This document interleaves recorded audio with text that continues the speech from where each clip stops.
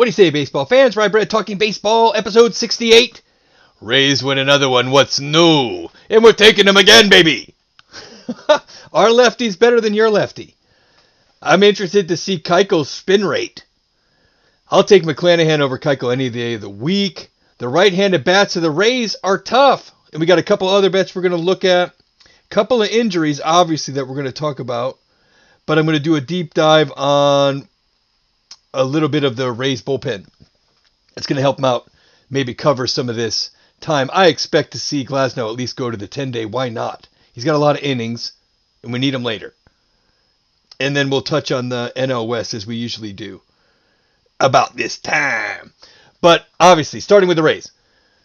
Last night, JP Feyereisen is doing his thing. He's given up one run since he's come over. It was a solo shot to Benintendi. Got a blown save. Rays end up winning that game in extras anyway. So here's your stat line for Feyereisen since coming over. He's got that one blown save, but it's 3-0. 3 saves, 2 holds with that one earned run. Feyereisen's been locked down. And it's coincided with this streak the Rays are on, and they've got more to come. I did a break last night. I got the Rays in a card break, and I got 4 Patino rookies, Topps Finest, for $9 or something. It was awesome. Great break last night. We got Wander coated. We love it. And just in case you haven't seen this card, and we're talking Rays and we're doing feel-good stories, is there a better card for hometown hero Brett Phillips? I ordered a couple of these bad bears. Different themes. You know, I need the blue. I need the rainbow.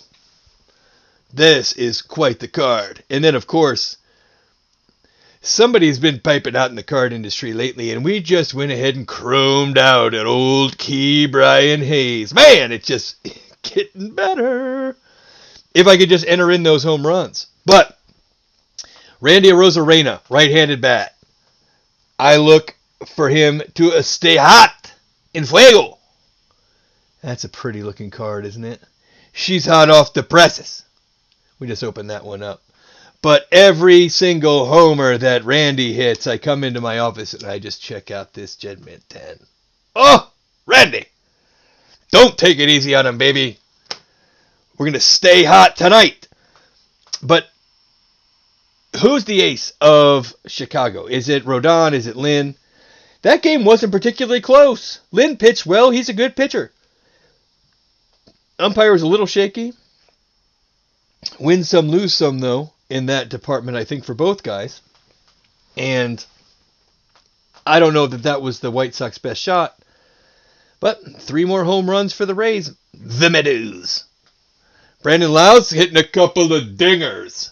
And then, of course, Randy Rock and Roll Arozarena. The man, the myth, the legend. The Gem 10. We love Randy. And we got a couple of Randys in that break last night because you get all the Rays in the break, or all the Red Sox, or all the Twins, whoever you want. And we got lucky last night.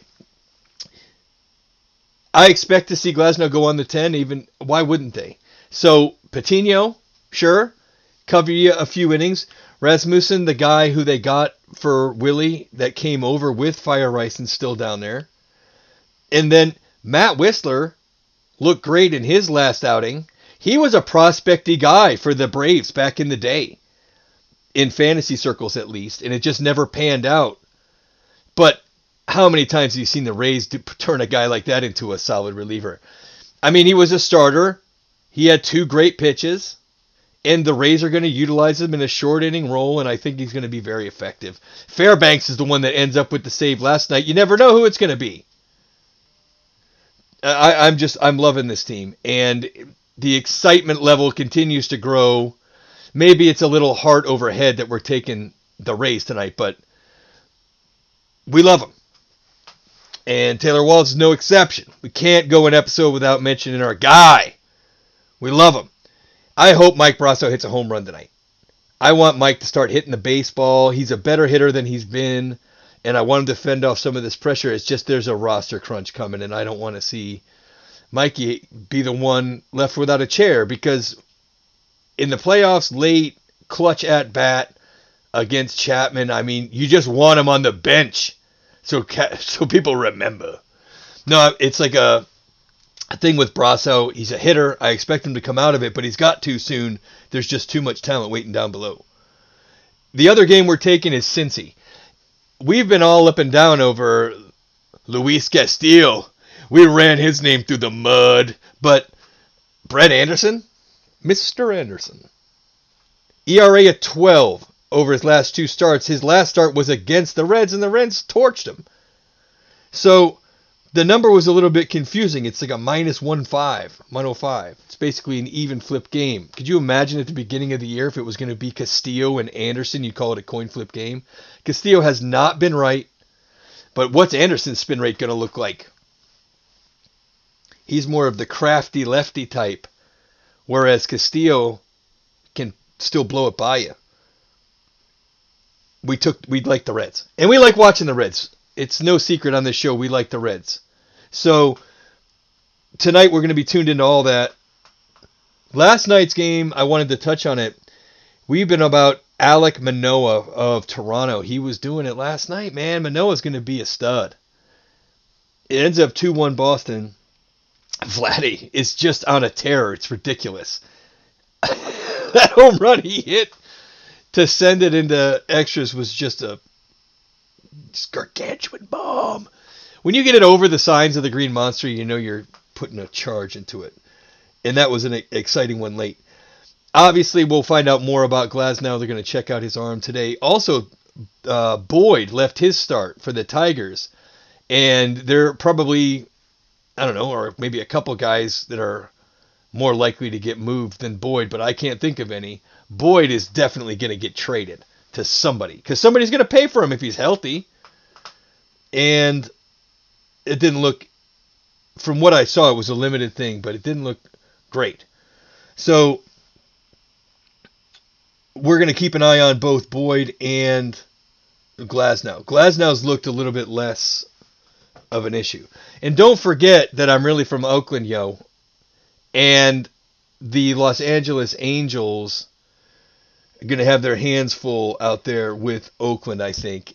The Angels, as we chronicled, were playing some pretty weak opponents. They were playing the Royals, who haven't won a game since Thursday, and whoever else was in there. Was it the Twins or something? They haven't been playing very tough competition, and then you head to Oakland. That stops quick. Oakland's darn good. You know we like them. So I looked at the wild card again before we wrap it up today and talk about the NL West for a sec. AL wild card, man, the Yankees are falling fast. And I discounted the Indians a little bit too soon. I think it's more likely that the Indians are the wild card than the Yankees. The Yankees have to play the Red Sox, the Jays, and the Rays a bunch. That's no fun. The Twins, the Tigers, I mean, the Royals. Cleveland's going to be a healthy advantage in that department over both of those AL West and AL East teams with that schedule. So that's going to tighten up. And I didn't think Cleveland was going to hit, but if you pitch like that, if you pitch like Cleveland's pitching, then it doesn't matter. And it's not like they haven't been hitting. Cleveland's been hitting as well. And Franmil Reyes has been hurt. So Cleveland's right there with it, and I'm frankly pretty surprised at this point. I'm hoping to stay with the NL West a little bit longer, but remember, LA's hurt, and they're facing the Phillies. They're damaged. That lineup is bombed out and depleted. But San Francisco's got Arizona, and San Diego's back out there in Colorado, games they should win. And it's a tough break for the Dodgers to hit this part of their schedule when they're this depleted in the lineup. So maybe some movement out there, but it's not like the Dodgers are going to go away. They've got people coming back, and they can just go buy somebody. And everybody knows it's true. But we'll try and keep it a little bit short today. We're taking those Rays again and those Cincinnati Redlegs. If you want to get at me on Twitter, at RyeBread0844. If you want to stake St. Pete, Tampa, Clearwater, Bascom's Chop House. It's right out there by Feather Sound. Best steak, best wine in the city. You won't regret a visit out there for a meal. Siargao Island, Philippines. So look them up. Bravo Beach Resorts, the place to be. Pirate Castle for a little off-the-beaten-path excursion. And, of course, Fishtails of Homosassa. We're going to be doing some remotes there coming up real soon. We'll see you again tomorrow. We're going to do 162.